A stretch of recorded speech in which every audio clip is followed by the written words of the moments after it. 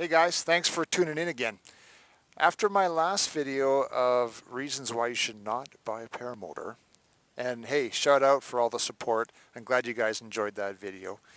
But for this video, I want to do a 100-hour review of the Skycruiser P190.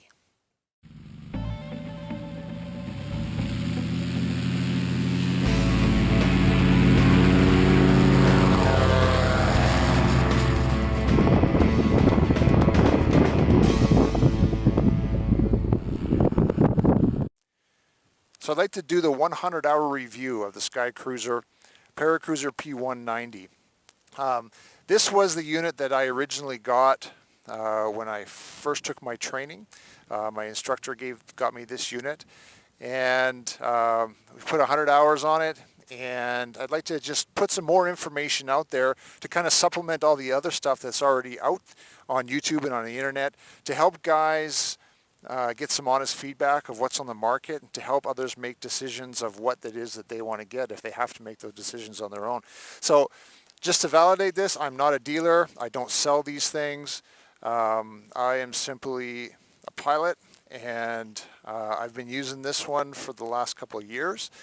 And we'll go over some of the good, some of the bad, some of my thoughts and ideas about it. So Skycruiser Manufacturing is a company out of the United States that manufactures paramotors.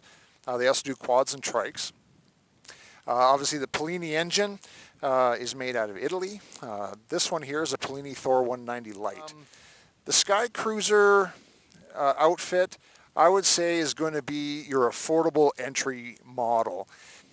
It's not going to have all the bells and whistles that some of the more higher produced or manufactured units are going to have out there.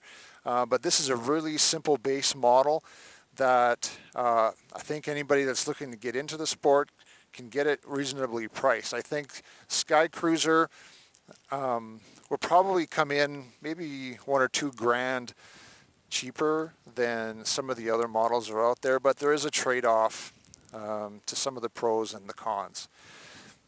I really do recommend the double hoop frame, especially for somebody who is starting out, because it's going to lend you a lot more protection for your prop.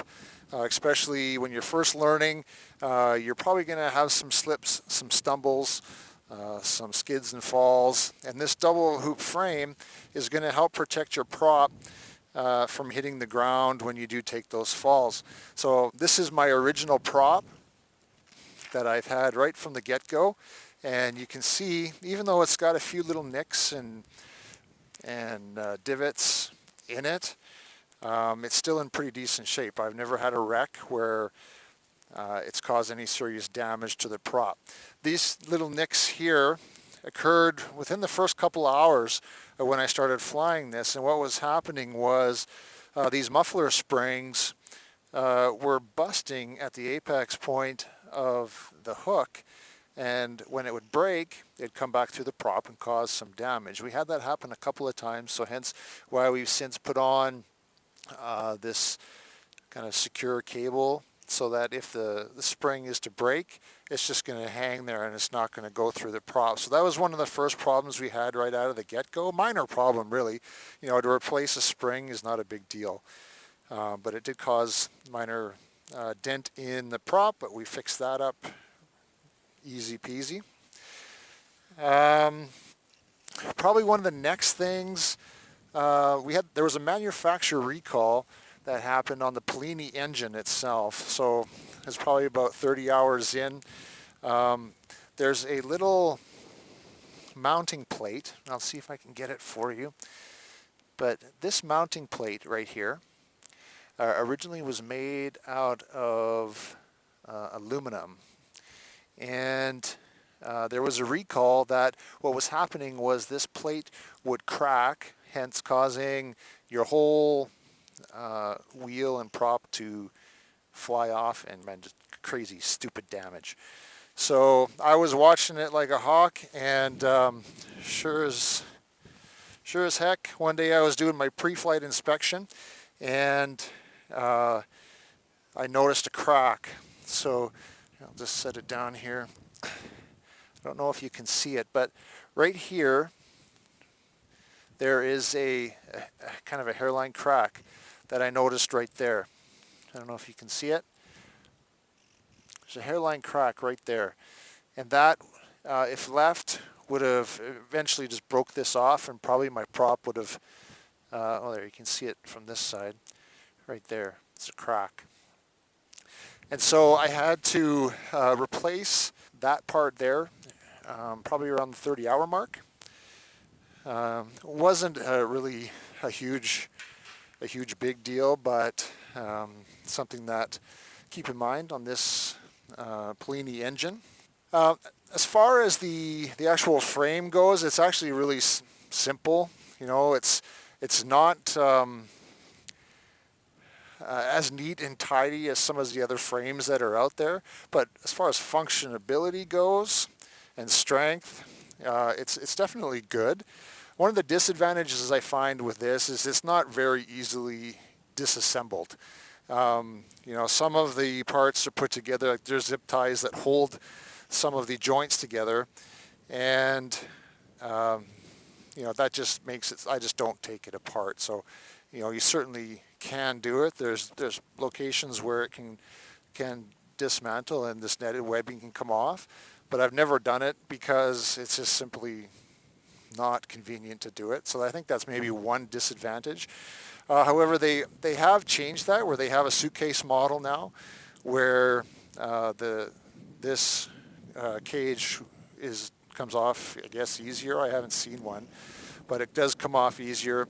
And holy cow, I came out here to fly, and I thought, oh, I'll make this video while I'm killing time waiting for the wind to die, but it's not going to die off. Crap. Anyway, so yeah, the frame itself, really good, but not really conducive for dismantling and taking apart. So it makes it kind of less portable in the fact that you can't really put it into a vehicle or anything like that. So I've always had to use my bumper hauler, you know, which it works great, but you know, it's exposed to the elements and stuff, and I don't like it exposed to rain and sleet and slush and snow and all that sort of stuff. So anyway, one other problem that I did have, I was trying to reverse launch. I took a stumble one time, I fell back on the harness, and this part of the harness ripped off. Luckily, there's no damage to the J-bar, so I guess that's good to know. Like, I usually weigh in around 205 pounds, and there was probably a lot of pressure that came down on that caused this whole thing to rip apart and come off. Total user error. There's not any flaw to the design or anything, but I just simply got it restitched back up and reattached it, and all is well there. I did have a crack in the frame. See if I can get you a view of it. Right in here, one of the aluminum welds on the frame cracked. So again, one of my pre-flight inspections, not sure if you can see it, but right here, one of the welds cracked. So again, doing my pre-flight, I noticed that this cracked, and I don't know, right or wrong, I've zip tied the thing together and it's been working fine ever since. I should probably get it re-welded and fixed up, but hey, it is what it is. So far it's working fine. I did do an engine rebuild at the 100-hour mark, where there was quite a bit of carbon that was built up in the engine that was causing it to be really hard to start, and eventually it just wouldn't start at all. And that was due because of the buildup of carbon that was inside the decompression ports in there. And you can check that out. There's another video that shows how we did that. I also did a rebuild on the carburetor. I didn't make a video of that. Thanks to Google and YouTube, we found some instructions and we rebuilt the carburetor, and it seems to work really good. But that's just maintenance stuff. As far as the whole unit goes, I'd probably give it maybe a 7, 8 out of 10, I guess. You know, I've seen some of the other models that some of the guys that I fly with, Top 80s, Kangook, those style of frames. And honestly, when I compare them, I'm pretty happy with what I've got here. Certainly, like some of the things I've talked about, it's kind of more, it's certainly not as pretty as some of the ones out there, but as far as affordability wise, you know, at least it's manageable to get into as an entry-level beginner pilot. Important thing to note also is that Skycruiser manufacturer, they have a website, and I've ordered parts off there, so shout out to them. It seems like every time that I have ordered anything or asked for information, they're really quick to get back to me. So I guess that's good, and maybe something to consider when you're deciding what you're going to buy for an engine. Is there a dealer that's near you? You know, the guy that I bought this off of is almost 3 hours away from where I live, and it's not simple just to drive up and get it fixed.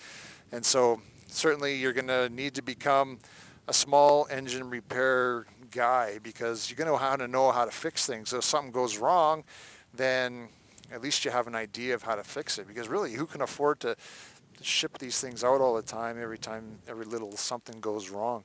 Thanks to Google and YouTube again, and hopefully I can start to give back to some the information that I received off of those sources. So yeah, Skycruiser manufacturer, Paracruiser P190. I'm happy with it, to be honest with you. Like I said, I'm not a small guy, and this engine's got all that I need for 205 pounds flying from 3,500 feet, and it's got lots of power to it. Anyway, I hope that helps with putting some more information out there for guys who are just kind of researching, looking for information on different makes and models and units that are out there. Because really there's a ton out there, and sometimes it's really hard to make a decision. I do really advise that find an instructor that you're going to trust and allow them to really help you with the decision on what you're going to purchase, what you're going to buy. It's super tempting to click, double click, buy now, PayPal this, and boom, something shows up in the mail. But honestly, like I really wouldn't recommend that without or at least getting the advice of somebody who knows a little bit about this stuff and can recommend something to you. I think that's it for this one, guys. Thanks again for tuning in. As always, like it if you like it, comment if you got one, and hit subscribe so that you can catch some more videos as they come out. Thanks a lot. Take care, everyone. Looks like we are not going to be flying tonight as the sun goes down. Part of the deal, I guess. Sometimes you show up at the field, you're all ready to go, and the weather says no. Fly safe, everyone.